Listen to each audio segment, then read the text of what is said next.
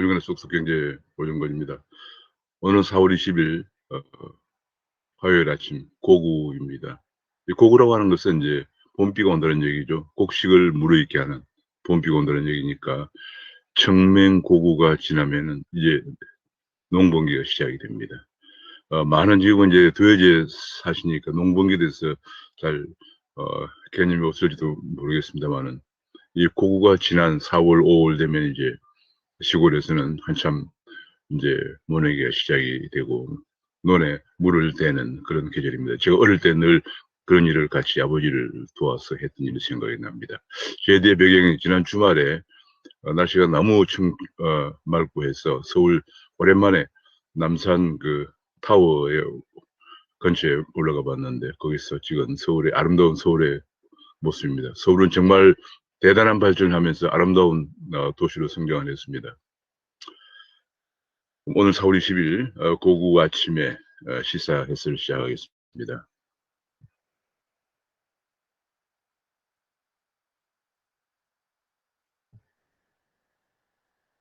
네, 4월 20일 명품 시사 해설 구독과 알림 설정을 눌러주시면 감사하겠습니다. 지금 현재 한국의 제일 큰 문제가 방역 문제입니다. 예, 컨트롤 타워 잡음까지도 나오고 있습니다. 방역 모범국에서 이탈한 한 데다가 컨트롤 타워 잡음까지 나오고 있어서 정말 부끄러운 현상이다, 그런 지적이 나오고 있습니다. 뭐 75세 이상은 신청하면 접종한다더니 강감무소식이다. 신청을 해도 보건소에 물량이 부족해서 알 수가 없다는 답변이 돌아오고 있다, 그런 얘기입니다.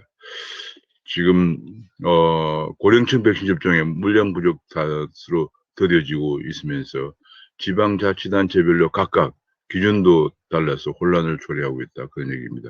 예를 들어 세종 같은 경우에는 75세 이상 고령자 24%가 접종이 된 데 비해서 바로 옆에 대지는 5%가 접종이 안 되고 있고 뭐 그런 그 현상이 벌어지고 있습니다.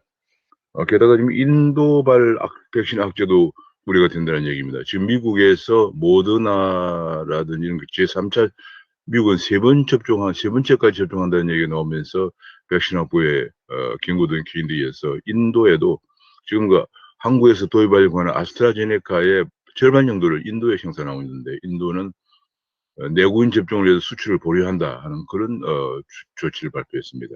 이것 때문에 한국에서 도입하려고 하는 아스트라제네카의 도입조차도 지금 흔들리는 것이 아니냐 하는 그런 우려가 나오고 있습니다. 그런 가운데서 어제 홍당기 총리대행은 국회 질의답변에서 백신 추가 공급이 논의가 마무리 단계에 있다 하는 얘기를 했습니다.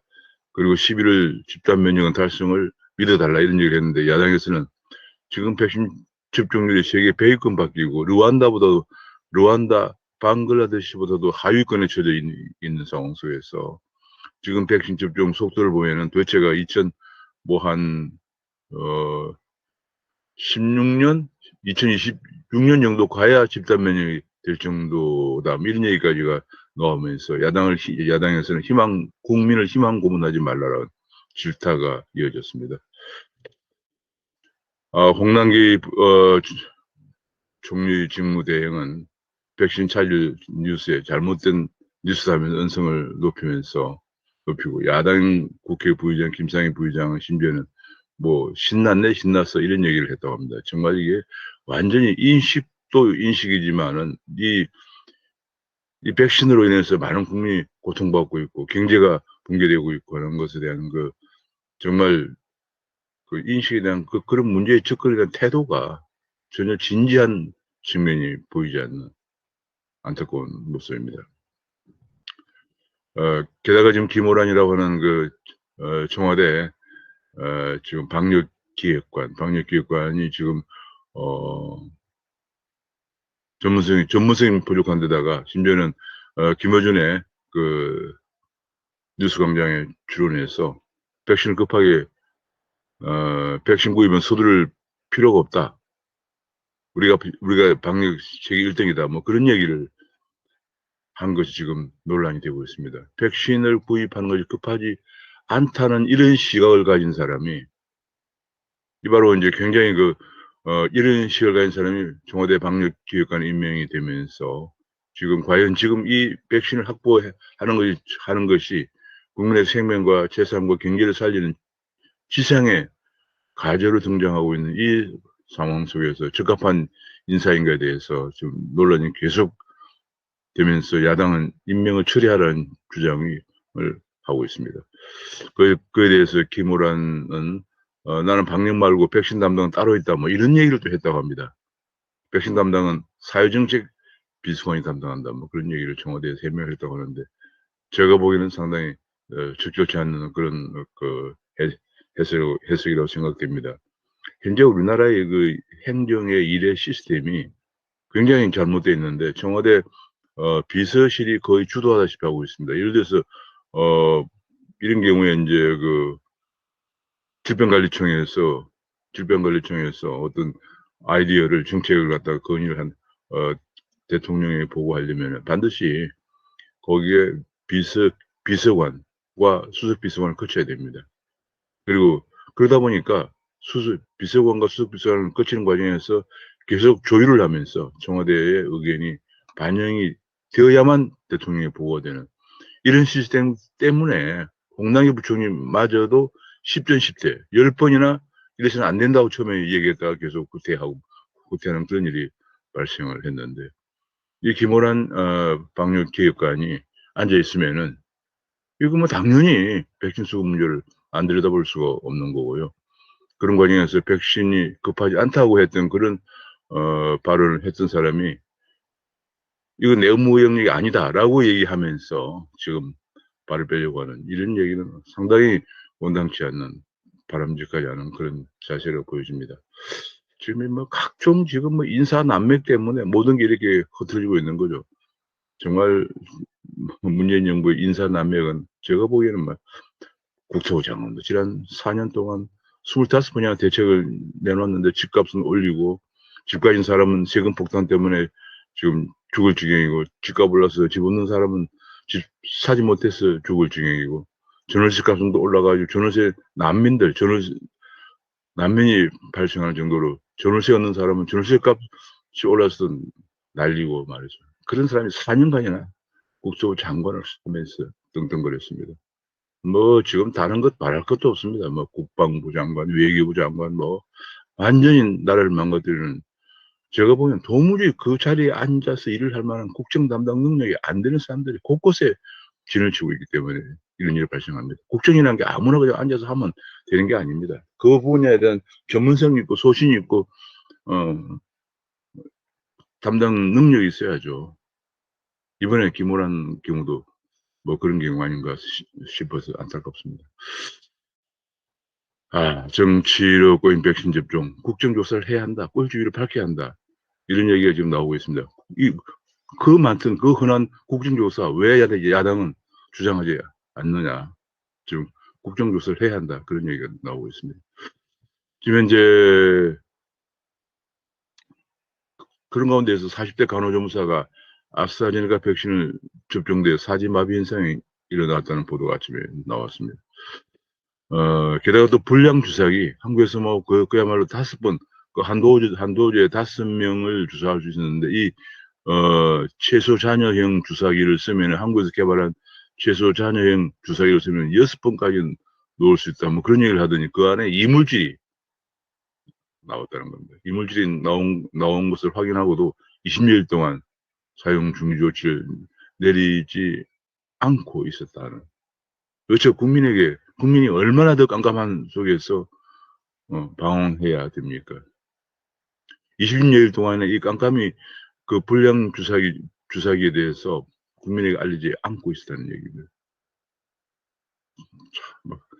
지난 2월 27일에 불량 주사기를 공급한 제주공장에 대해서 현장 조사를 벌여 문제가 있음을 확인하고 시정 조치까지 내렸는데도 즉각 회수하지 않고 그걸 계속 사용을 해왔다는 겁니다. 그리고 말씀이 나자 드디어 20여일이 지난달 18일에야 사용하지 않은 주사기 70만 개를 회수했다 이런 얘기가 나오고 있습니다. 정말 국민들은 백신도 어떻게 되는지도 좀 깜깜한 데다가 게다가 또 주사기까지 또 불량이다 이런 얘기가 나오니까 국민들은 불안할 수밖에 없습니다. 코로나 경제전쟁 대정요법은 이길 수 없다. 그야말로 트럼프는 백신 기술 개발에 올인을 했다. 그것이 결국은 바이든 표 성적으로 이어지고 있는데 문재인 대통령은 무슨 전략을 갖고 있는지 궁금하다. 그런 얘기가 지금 나오고 있습니다. 그런 가운데 여당에서도 백신 특사론이라는 것이 제기되고 있습니다. 미국과 원하는 반도체와 빅딜을 해야 한다. 백신 특사를 파견해서 빅딜을 할 필요가 있다. 그런 얘기가 나오고 있고요. 지금 많은 사람들이 평창 동계올림픽 유치 때처럼 민간 네트워크를 최대한 활용할 필요가 있다. 그런 얘기가 계속 나오고 있습니다. 저도 2, 3일 전에 그 심정 분석을 통해서 민간 대기업의 글로벌 네트워크 또 글로벌 제약사의 글로벌 네트워크를 최대한 활용할 필요가 있다. 지금 국정 담당 능력도 안 되면 오직 좌파 이념에만 치우쳐 있는 이런 그 관리들을 믿고 국민의 생명을 맡겨놓을 수는 없는 지금 절박한 상황까지 와 있는 상황입니다. 이재용을 사면하고 반도체를 살리고 백신 외교도 맡겨야 된다. 그런 주장들이 계속 나오고 있고요. 경제회복 최대 변수가 백신이다. 즉 백신 디바이드가 이퀄 바로 그로스 디바이드, 성장 디바이드입니다. 백신 디바이드가 바로 그로스 디바이드 상황으로 가고 있습니다. 경제회복의 최대 변수가 되고 있는데 백신 확보를 정책 최우선에 둬야 한다는 얘기가 지금 계속 나오고 있고 이번에 한미 정상회담에서 이번에 미일 정상회담에서 스가가 백신을 확보한 것처럼 백신 회담에 절대적으로 백신 회담을 확보하는 마지막 기회다. 제가 보기에는 이번에 문재인 대통령이 다른 데 백신 확보할 방법이 없어요. 지금 전부 다 화이자나 모더나도 미국 우선적으로 하고 있고 심지어는 아스트라제네카조차도 그 절반의 생산은 인도에서 인도의 방역을 위해서 수출을 줄인다. 뭐 이런 얘기까지 나오고 있는 속에서 지금 유일한 길이라고 하는 것은 한미 정상회담에서 백신을 확보하는 길밖에 없습니다. 백신 빅딜을 하는 수밖에 없습니다. 미국이 원하는 것은 반도체나 이런 얘기고요. 그다음에 이제 그 한미 동맹을 더 강화하는 거고 그런 거기 때문에 그런 쪽과 백신 확보를 빅딜을 하는 한국이 백신 확보할 수 있는 어쩌면 마지막 기회다 하는 생각이 듭니다. 만약 그거 실패하면은 결국은 검증도 되지 않은 러시아산이나 중국산을 막거나 아니면은 그냥 우리가 완전히 경제도 국민의 생명도 내팽개치는 정권이 되겠죠. 이번에 대통령은 한미 정상회담을 최대한 활용해서 백신 확보하는 것이 그나마 지난 4년 동안 이어져 온 국가 붕괴의 마지막을 좀 추스르는 그런 계기가 될 것입니다. 30%까지 추락한 대통령 지지율을 다소 반등시킬 수 있는 마지막 기회다 이렇게 보여집니다. 대통령도 이 문제에 대해서 그 심각성을 인식을 하신 것 같습니다. 그래서 어제 열린 청와대 수보회의에서 정상회담 백신 협력을 논의할 것이다 그런 얘기를 했다고 합니다. 논의하는 정도에 그쳐서는 안 되고 또다시 무슨 북한 문제에 대해서 미북 회담 뭐 이런 거 들고 나와서 미국하고 협상이 안 되도록 한다면 정말 큰 문제이기 때문에 이번에는 여하튼 가장 큰 중요한 것이 국민의 생명이 국민의 대한민국 경제가 걸려있는 백신 확보에 최선을 다해야 할 것으로 생각이 듭니다. 그런 가운데 변이 감염이 넉 달 새에 1000여 명이 들어왔다. 4월 달에는 벌써 449명이나 들어왔다. 지난번에도 작년 초에도 중국발 바이러스가 터진 사태에서 중국발 입국을 막지 않았어. 우리 한국은 이런 사태까지 온 거거든요. 변이 바이러스가 나서도 변이 바이러스 입국자들의 입국을 당연히 막아야 되죠. 왜 이렇게 느슨하게 하고 있는지 저는 정말 알 수가 없습니다. 게다가 이제 코로나 신속 검사 보통 한 15분에서 30분 정도면은 간단한 검사가 되는 이런 것이 정확도가 지금 현재 PCR 방법이라고 해서 지금 좀 더 시간이 많이 걸리는 것보다 그런 PCR 검사보다도 좀 늦긴 하지만은 우선 긴박성 현장에서 반드시 긴박하게 빨리 검사해야 될 그런 상황을 생각한다면은, 이것도 그렇게, 도입을 검토해 봐야 되는 것이 아니냐. 질본에서 계속 이걸 갖다가 허가하지 않고 있을 필요는 없다. 시간과 비용의 장점을 고려하면 효용이 있는 것이 아니냐. 그런 주장도 나오고 있습니다. 지금 코로나가 길어지면서 서민들의 생활이 어려워지면서 보험부터 깬다. 그런 얘기 나오고 있습니다. 지금 현재 주요 보험사 25회차 보험 계약 유지율이 과거에 그 75%대에서 지금 이제 60%대로 떨어지고 있습니다. 그래서 결과적으로 보험이라도 깨서 서민들이 지금 생계를 유지하려고 하는 그런 모습, 안타까운 모습을 보이고 있습니다. 재산세 문제가 지금 종부세 재산세 문제가 계속 초미의 관심으로 공시가격 문제와 같이 이번에 오션시장이 당선되면서 오션시장과 제주도지사 그다음 부산시장 대구 경북 지사시장들이 5개 야당의 광역자치장들이 모여서 공시가격을 다시 재조사할 필요가 있다. 그리고 공시가격 조사 과정에 관해서 감사원이 감사할 필요가 있다. 이런 얘기를 하면서 종부세에 대해서 과도한 종부세에 대해서 인하해야 한다는 주장을 했는데 여기에 대해서 홍남기 부총리가 상당히 좀 긍정적인 검토를 하겠다 하는 최대한 고려하겠다 그런 발언을 어제 국회 질의답변에서 내놓았습니다. 앞으로 귀추가 주목이 됩니다. 지금 정부가 공공지원 임대아파트, 공공임대아파트를 공급한다고 하는데 2020년 공급물량의 절반이 박근혜 정부 때 했던 뉴스테이가 지금 이제 완공이 되면서 절반이 박근혜 정부 때 뉴스테이로 채워지고 있다. 그래서 사실은 이렇게 되면서 문재인님과 공약했던 공공임대 물량 4만 가구가 약속을 못 지킨 셈이 되고 있다. 그런 분석도 나오고 있습니다. 지금 전세 가격이 계속 오르면서 전세를 감당하지 못하는 임차인들의 월세가 크게 증가하고 있습니다. 그래서 월세 비중이 40%에 육박을 하고 있다. 그런 분석이 나왔습니다. 2016년 하더라도 29%, 30%였는데 지난 4년 동안 10%포인트가 올라가서 40%에 육박을 하고 있다. 그런 얘기가 나오고 있습니다.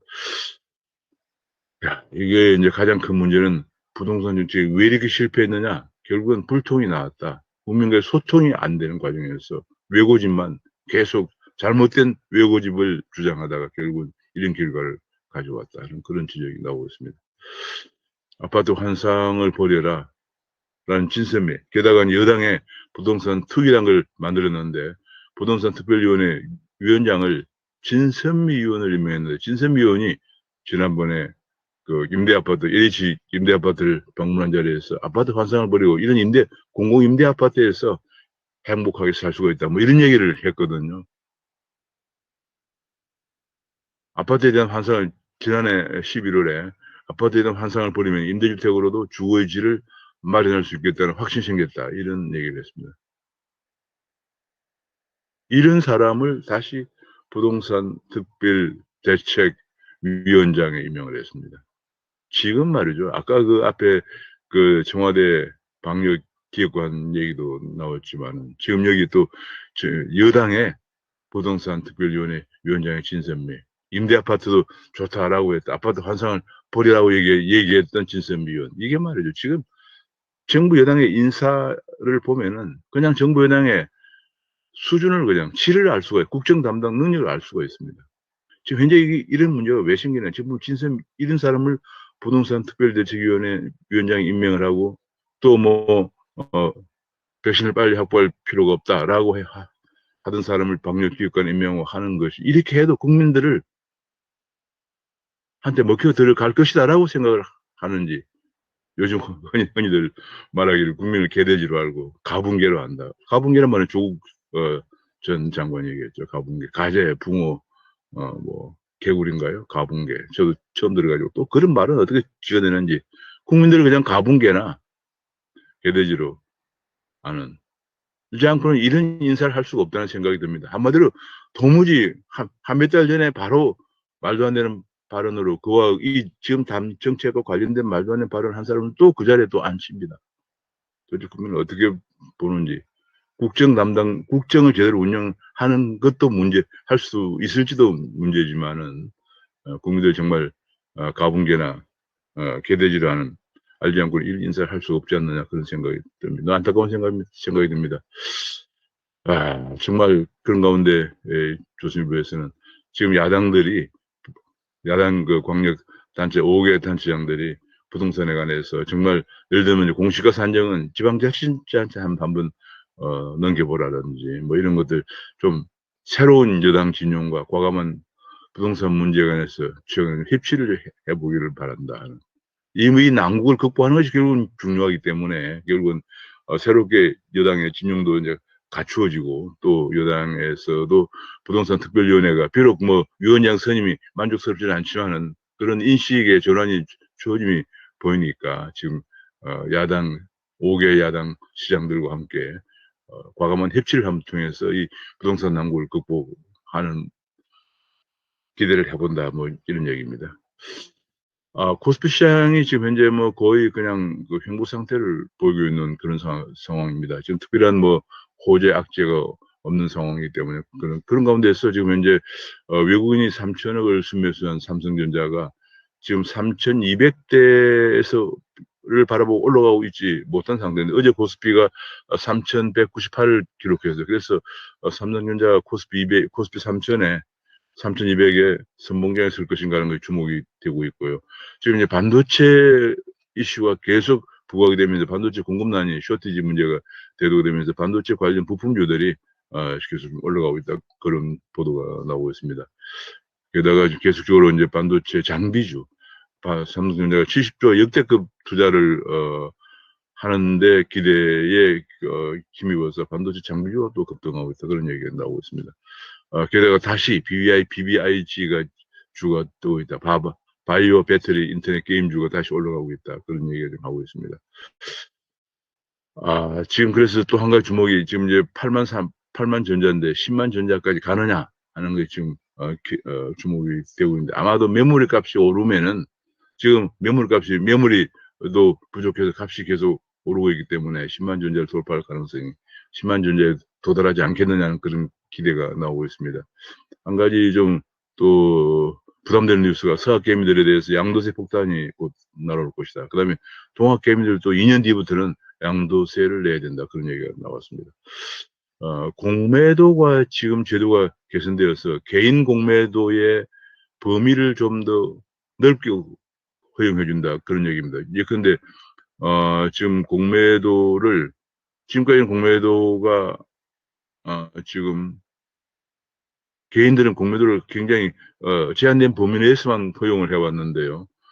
지금 공매도의 범위를 100배 정도 규모가 더 커진다고 합니다. 지금 대주 규모 주식을 빌려서 투자할 수 있는 규모가 200억에서 2조 4천억으로 100배 정도 나는데 대신 위험이 있기 때문에 기간과는 달리 최장 차입 기간을 60일 정도로 60일 한다. 그러면 또 처음 투자하는 사람들은 최대 한도를 3천만 원까지 가능하도록 한다. 그런 얘기입니다. 그러면 이제 주식을 빌려서 주가 하락에 공매도는 하락에 투자하는 거죠. 투자하고 주가가 하락하면은 그때 그걸 사가지고 갚으니까 그 차익을 그만큼 이익을 보는 그런 구조입니다. 지금 이제 개인의 공매도가 기관의 공매도에 대해서 불평등이 너무 크다 하는 개인 투자들, 동학 개미들의 불만이 계속 제기되면서 지금 이렇게 개미들의 공매도를 범위를 확대한다. 그런 조치를 발표했습니다. 이게 지금 다음 달부터 시행이 되는 걸로 알고 있습니다. 다음 달 3일부터 시행된다고 합니다. 지금 미국의 주가는 소폭 하락을 했습니다. 뭐 어제 주가가 특별한 호재가 없는 속에서 지금 테슬라 전기차의 화재 소식도 나오고 해서 다소 좀 하락하고 있는 그런 모습입니다.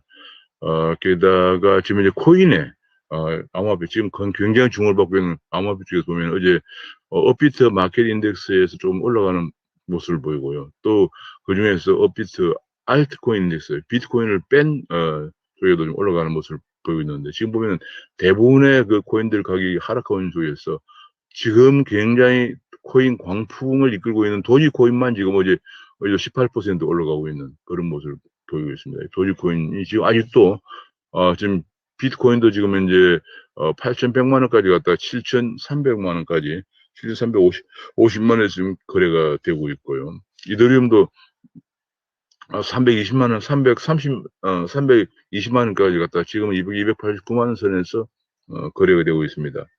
뭐 큰 하락이라기보다는 좀 다소 하락하면서 다시 행보를 보이고 있는 모습입니다. 그런 가운데서 지금 비트코인 암호화폐 광풍을 이끌고 있는 도지코인이 지금 517원까지 올라갔습니다. 그러니까 뭐 거의 그저 연초만 하더라도 한 7, 80원대에 머물고 있던 것이 지금 510원, 17원까지 올라갔으니까 한 6.5배 정도 올라가고 있는 그런 모습입니다. 이것이 이제 뭐 별달리 특별히 도지코인은 다른 그 코인들과 달리 어떤 목적을 갖고 있는 것도 아니고, 근데 비트코인은 일반 거래에 대한 결제 통화, 그 다음에 무슨 어, 이더리움은 스마트 계약에 최적화되어 있고, 뭐, 리플 같은 건 국제 송금에 최적화되어 있고, 이런 그 목적을 갖지 않고 그냥, 팁으로 지급되어 왔던, SNS 팁으로 지급되어 왔던 그런, 작은 규모의, 그래서 많이, 발행해서 가격이 굉장히 싼데, 이 도지코인이 최근에 그, 테슬라의 일론 머스크가 도지코인을 좋아한다라는 발언이 나오기 시작하면서부터 오르기 시작해가지고 지금 많은 사람들이 도지코인이 별달리 큰 쓰임새가 있는 코인은 아니라는 걸 알면서도 돈이 많이 몰리니까 오를 때 한탕 하겠다는 그런 투기 심리가 작용하면서 크게 오르고 있습니다. 지금 500원까지 올라가 있는 거. 특히 4월 달에 일론 머스크가 4월 1일 날 10,000원짜리 재미삼아서 아마도 재미삼아서 도지코인 가격 앞으로 올리겠다. 그래서 뭐 아들에게 물려주겠다. 뭐 그런 얘기가 나온 뒤로 또 더 급등을 하고 있는 그런 모습을 보이고 있습니다. 전반적으로 보면 다른 코인들은 좀 하락했다가 다시 반등하는 그런 모습을 보이고 있는 상황인데 도지코인만 지금 연속 그렇게 올라가고 있는 그런 모습을 보이고 있습니다. 미국에서 도지코인이 지금 현재 가격이 거의 한 50센트 가까이 올라갔습니다. 50센트, 아직 50센트는 도달하지 않고요. 한 40.9센트 정도 이렇게 올라가고 있는 그런 양상입니다. 이게 본래 0.08센트 정도였으니까 연초만 하더라도 지금 거의 뭐 엄청나게 좀 올라가 있는. 연초 대비해서는 거의 한 60배 정도 올라가 있는 상황이고요. 일론 머스크가 얘기했던 4월 초에 비하면 한 6, 7배 정도 올라가고 있는 그런 모습을 보이고 있습니다. 그래서 지금 도지코인의 추가 매수는 상당히 위험한 상황까지 가 있다 이렇게 보여집니다. 지금 도지코인의 하루 거래액이 특히 한국이 도지코인에 관한 열풍이 광풍을 일으키고 있는데 이것이 도지코인의 하루 거래액이 17조 원을 넘어서면서 코스피 거래액을 넘어서고 있습니다. 이게 좀 큰 문제인데 그만큼 도지코인에 돈이 많이 몰리고 있다 그런 얘기인데 또 한편에서는 그런 것 때문에 전체 우리 암호화폐 거래액이 하루에 25조 정도인데 도지코인 거래액만 17조 원에 되고 있다. 그런 얘기입니다. 그러면서 지금 암호화폐 계좌 개설도 엄청나게 증가해서 2배 증가, 250만 개 정도를 증가했다. 그런 얘기가 나오고 있습니다. 그래서 투자 예탁금도 크게 증가하고 있고, 암호화폐 거래액도 지금 3월 달에 730조까지 크게 증가하고 있는 그런 모습을 보이고 있습니다.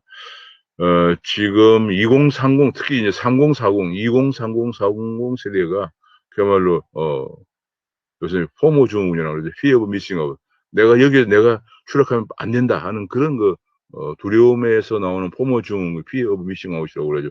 그런 증후군 때문에 지금 집값이 너무 많이 오르면서 집을 살 수 없는 그런 2030, 40들이 많이 몰리면서 이런 현상을 가져오고 있다고 합니다. 지금 현재 2030, 40들이 동학개미, 서학개미, 주식에 막 몰리고 있다가 주가가 어느 정도 상한선에 도달하면 다시 코인으로 다시 몰리고 있는 그런 안타까운 모습을 보이고 있습니다. 지금 2030, 40 합하면 80%가 주식 거래액의, 코인 거래액의 80%가 2030, 40이고요. 2030이 한 60%, 40이 한 20% 정도 됩니다.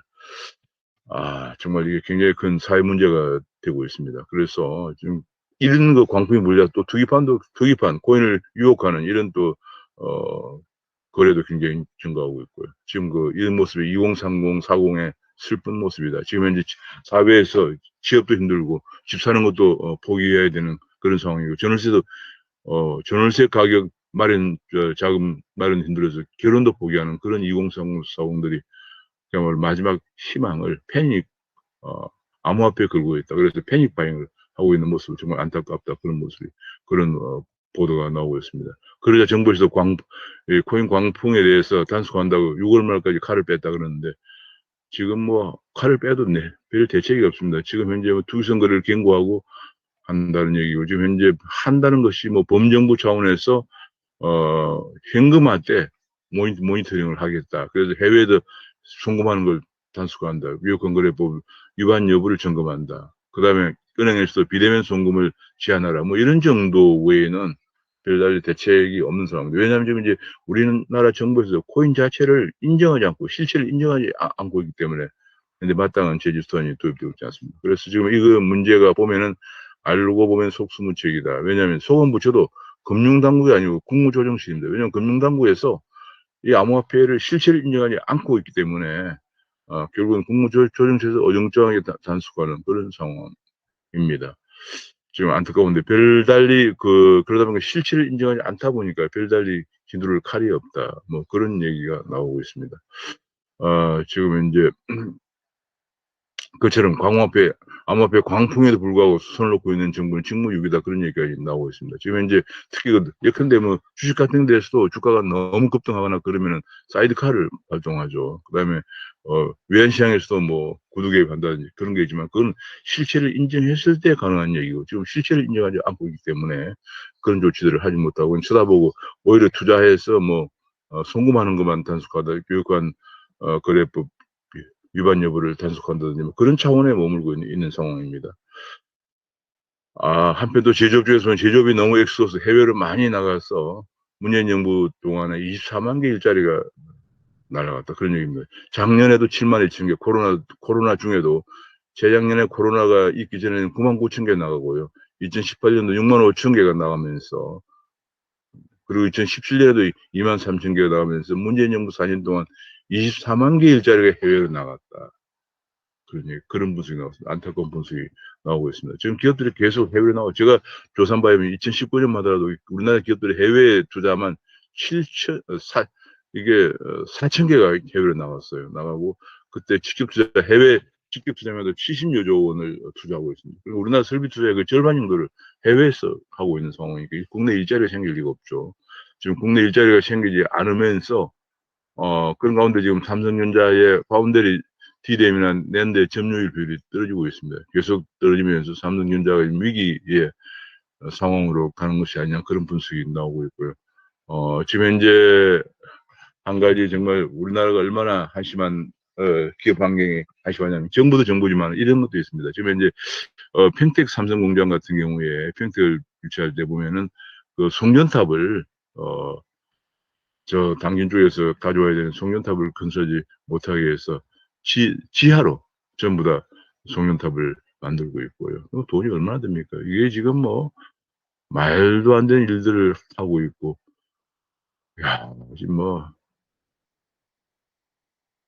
게다가 또 SK 하이닉스 같은 경우는 용순환 때문에 또 문제입니다. 이 용순환이 물을 구하기 위해서 지금 이제 그 물을 지금 어디서 물이 말이죠. 이게 엄청나게 많은 물이 필요한데 하루에마다 26만 톤이 필요한데 이 고급 용수를 조달하기 위해서 팔당댐에서 하남을 거쳐서 오는 방안을 검토하고 있는데 하남시에서 반대한다는 얘기입니다. 그러니까 다른 나라는 지금 미국이나 이런 데서는 법인세도 뭐 감면해주고 그다음에 세액 투자 공제도 40% 해주고 기업들 유치 못해서 안달입니다. 미국에. 지금 미국의 텍사스 오스틴 삼성 반도체 공장 앞에 길 이름이 삼성로라고 할 정도로 이렇게까지 파격적인 대우를 하면서 기업을 유치하려고 하는데 한국은 말이죠.